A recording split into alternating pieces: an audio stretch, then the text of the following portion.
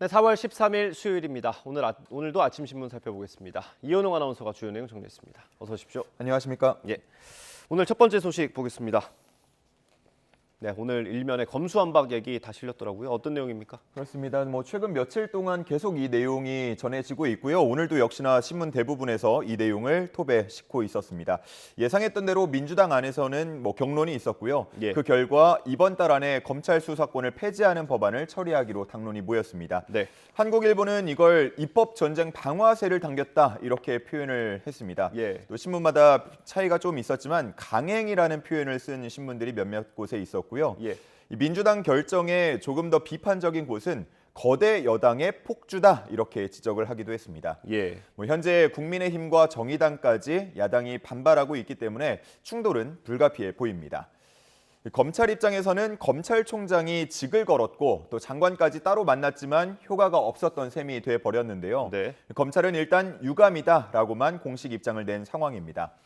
한국일보는 검찰 내부 분위기를 전했는데요. 이 제목이 굉장히 거칩니다. 분노한 검찰, 수뇌부 직 던져야라고 되어 있습니다. 네. 민주당의 결정에 후한무치라는 비판이 있었고 또 국회의 법안 논의 과정에 따라서 총장과 간부들이 순차적으로 사퇴해야 한다라는 강경한 입장도 있었다고 합니다. 예. 반면 과거 검찰을 돌아보는 게 필요하다라는 자성의 목소리도 일부 있었다고 합니다. 예. 어제 상황 짚어봤고요. 다음 기사 보겠습니다. 어제 주목받았던 뉴스 중에 하나가 이제 박근혜 전 대통령과 윤석열 당선인이 만났잖아요. 이게 사진이 서로 다른 게 실려 있네요. 이걸 좀 바라보는 시각도 달랐던 것 같아요, 신문마다. 예, 그렇습니다. 제가 그 상반된 두 가지 어조를 준비를 했는데요. 예. 두 가지 신문입니다. 먼저 아래쪽에 나와 있는 중앙일보는 두 사람이 손을 잡고 있는 사진을 인용을 한 모습인데요. 예. 이 두 사람이 나눈 이야기를 중심으로 기사를 풀어갔습니다. 예. 국민 통합의 상징적인 계기가 될 것이다. 윤 당선인 측의 설명이 있었다고 하고요. 보수 지지층 결집이다라는 국민의힘 내부 분위기를 전하고 있었습니다. 한편 위쪽에 나와 있는 경향신문은 꽤 강한 어조로 비판을 하고 있었는데 이 둘의 만남, 결국은 서로 이해관계가 맞아떨어져서 만난 것이다 이렇게 얘기를 하고 있었습니다. 네. 박근혜 전 대통령 입장에서는 정치적 복권 명분을 확보하고 또 자신의 정치적 영향력을 높일 수 있는 기회가 됐다라고 말을 했고요. 윤석열 당선인에게는 보수 세력을 총결집해서 지방선거에서 승리하겠다라는 배경이 깔려 있었다 이렇게 보고 있었습니다. 네.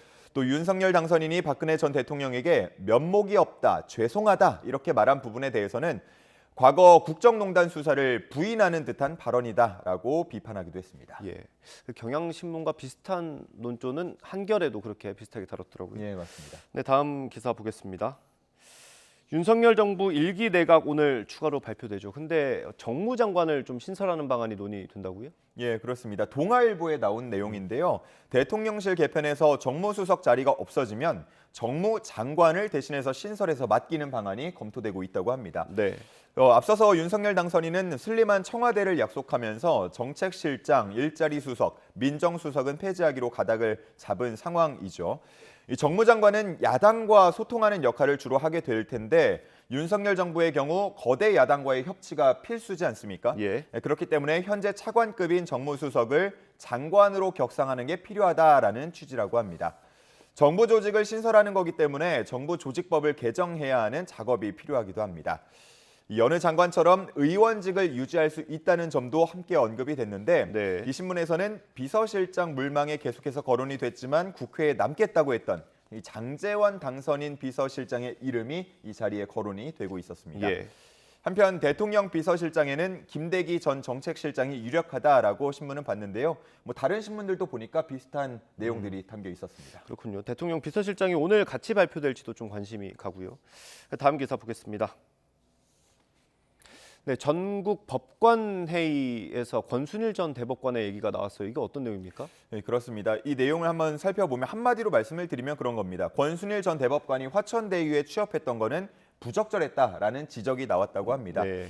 권 전 대법관은 이재명 당시 경기지사의 공직선거법 위반 상고심을 맡은 바 있었는데 퇴임을 하고 나서 이 재판에 등장했던 화천대유에 취업을 했고 또 월 1,500만 원씩 고문료를 받은 바 있습니다. 네. 그리고 당시 대법원 판결 전후에 화천대유 대주주 김만배 씨와 8차례 정도 만난 것으로 확인되기도 했는데요. 예. 결국은 퇴직 직후 사건 관계인과 관련된 곳에 취업을 했던 건 국민의 신뢰를 떨어뜨릴 수 있다라는 지적입니다. 법관회의는 권 전 대법관 관련 안건을 다음 회의 정식 안건으로 상정할 것으로 보인다라는 내용이 기사에 실려 있었습니다. 예, 그렇군요. 다음 기사 코로나19 관련 기사 보겠습니다. 저희가 변이가 계속 나올 거라고 이제 신문 기사들에서 소개를 했는데 진짜 변이가 계속 나오네요. 네, XL 그렇습니다. 변이죠, 이번에 나온 게? 이번에 엑셀 변이가 나왔는데 제목에도 나와 있듯이 다행히 영향은 제한적일 것이다 이렇게 보여집니다. 오미크론 하위 변이인 엑셀 변이가 국내에서 한 건 확인이 됐는데요. 네. 이 중증도에 미치는 영향은 크지 않고 또 자연 소멸되는 경우가 많다고 알려졌습니다. 네. 따라서 방역 당국은 과도하게 우려할 필요는 없다라는 입장인데요. 아마 계획대로 점차 거리두기 자체는 완화될 것으로 보입니다. 이제 오늘부터 일상회복지원위원회가 열리고요. 18일부터 적용될 거리두기에 대해서 논의를 하게 됩니다. 예. 지금까지 나오는 얘기로는 일단 사적 모임이나 영업시간 제한 등은 어느 정도 거의 완전히 풀릴 것으로 보이고요. 예. 다만 이제 실외에서 마스크 착용 의무 해제 같은 것들은 아마 조금 더 보수적으로 논의가 되는 듯한 분위기입니다. 하지만 그럼에도 6월이나 7월, 그러니까 여름 정도가 되면은 이제 실외에서는 마스크를 벗고 다닐 수 있지 않을까 하는 기대가 크다는 내용도 함께 실려 있었습니다. 네, 여기 신문 제목에 나와 있는 대로 진짜 설렘이 좀 커지는 것 같습니다. 예, 여름 휴가 때 노마스크로 나갈 수 있을지, 공항에 모일 수 있을지 한번 보겠습니다. 예. 다음 기사 보겠습니다. 우크라이나 관련 소식인데 화학 무기를 썼을 가능성이 있다. 이런 내용이더라고요. 예, 맞습니다. 마리우폴 지역에 대한 얘기인데요. 예. 러시아군이 이 지역에 화학 무기를 사용했다라는 주장이 나왔습니다. 예. 공식적으로 확인된 건 아니고요. 마리우폴 주민들이 정체불명의 화학 무기로 인해서 호흡곤란 등의 증상을 겪고 있다라는 주장이 나온 겁니다. 네. 이 화학 무기 사용은요, 우리 표현으로 하면 이제 선 넘었다.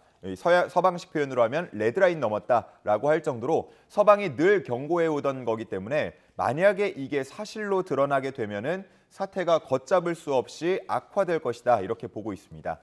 이 밖에도 현지 상황들 전해진 내용을 보면요, 시신이 카페트처럼 깔려 있었다라는 표현도 있었고요. 예. 러시아군이 이동식 화장 장비를 싣고 그 시신을 불태워서 은폐를 한다, 이런 내용도 있었습니다.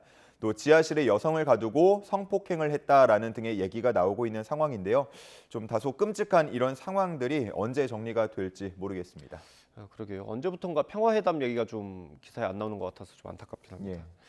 다음 기사 보겠습니다. 북한 얘기인데 이제 이틀 뒤면 김일성 생일 110주년이죠. 좀 한반도의 긴장이 좀 고조되는 것 같아요. 예, 그렇습니다. 지금 한국일보에 실린 두 가지 기사를 보여드릴 텐데요. 네. 왼쪽은 미국 항공모함인 에이브러함 링컨호가 우리 동해상에 진입했다라는 내용이고요. 예. 오른쪽은 북한의 군서열 1위인 박정천 비서관에 대한 얘기입니다. 말씀하신 대로 15일에는 이제 김일성 생일도 있고요. 예. 또 다가오는 25일은 조선인민혁명군 창설 90주년이기 때문에 이때를 전후해서 북한의 고강도 도발이 있을 수 있다. 지금 대부분 그렇게 보고 있는 상황입니다. 항공모함 링컨호도 태양절 전후 닷새 정도 체류를 할 예정인데요. 북한의 도발 가능성에 대해서 일종의 경고 메시지를 보내는 역할을 하게 됩니다. 네. 미국의 항공모함이 동해상에 들어오게 된 건 2017년 이후 약 4년 5개월 만에 있는 일입니다. 자, 이런 가운데 북한의 군서열 1위 박정천 노동당 비서관이 지난 2월 이후에 공개석상에서 모습을 감춘 모습인데요. 네. 일부에서는 좌천된 거 아니냐 이런 얘기가 나오고 있긴 하지만 또 한편에서는 그게 아니고 특별한 임무를 부여받고 물밑에서 군사 도발 과정을 진두지휘하고 있는 거 아니냐 이런 분석도 있다고 합니다. 예. 어쨌든 당분간은 우리 입장에서는 긴장의 끈을 놓아서는 안 될 것으로 보입니다. 네. 정권 이양기기도 하니까요. 긴장을 바짝 해야 될 것 같고요. 다음 기사 보겠습니다.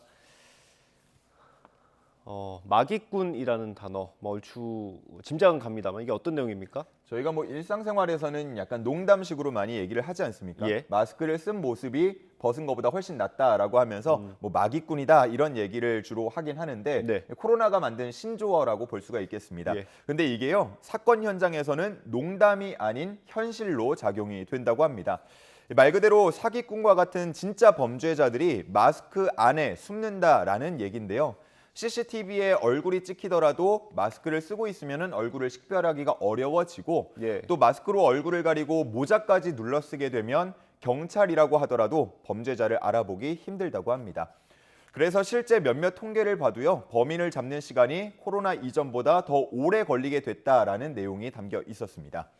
지금 현재 공개 수배 중인 이은혜와 조현수, 행적이 쉽게 드러나지 않고 있는데요. 역시나 이와 관련도 어느 정도는 있는 것으로 보인다라는 분석도 나오고 있다고 합니다. 네, 그렇군요. 오늘 마지막 기사 보겠습니다. 네, 이 사진이 참 눈에 띕니다. 골프장에 이 로봇 같은 게 있는데 이게 캐디 역할을 하는 겁니까? 그렇습니다. 로봇 캐디인데 제목을 보시면요. 강아지처럼 졸졸 130년 전 소설 속 로봇 캐디가 현실로 다가왔다라는 내용입니다. 예. 국내의 몇몇 골프장에서 조금씩 도입하고 있는 로봇 캐디의 모습이 사진에 담겨 있는데요. 골퍼와 1.5m 정도 간격을 두고 졸졸 따라다닌다고 합니다. 무거운 짐도 옮겨주고요. 또 탑재된 태블릿 PC를 이용해서 코스 정보 등을 알려주는 역할을 하게 됩니다. 전동 카트 비용이나 캐디 피 같은 것들이 들지 않기 때문에 비교적 저렴하게 대여료 한 3만 원 정도만 내면 이용을 할 수 있다고 합니다. 이 아이디어가요, 130년 전 소설에서 시작됐다라는 내용도 흥미롭게 보여졌는데 네. 1892년 런던에서 발간된 잭 맥컬러프의 소설 2000년의 골프라는 책이 있었다고 합니다. 예. 여기에 이와 비슷한 모습이 나와 있는데요. 오늘 소개한 로봇 캐디와 거의 같은 모습으로 묘사가 되어 있었습니다. 이런 로봇 캐디, 지금까지 모습을 보면 사실 캐디라기보다는 로봇 카트다, 이 정도 수준이라고 하는데요. 예. 향후에 AI 기술 등이 접목이 되면 코스 공략법도 더 알려주고 공을 추적하기도 하고 또 골퍼와 더 자유롭게 대화하기도 하는 등 더 예. 발전할 거라고 기대를 모으고 있다고 합니다. 예. 현장에 가서 이렇게 보면 재밌을 것 같긴 합니다. 예, 대화하는 맛은 지금까지는 없다고 합니다. 예. 오늘 말씀 여기까지 듣겠습니다. 고생하셨습니다. 감사합니다.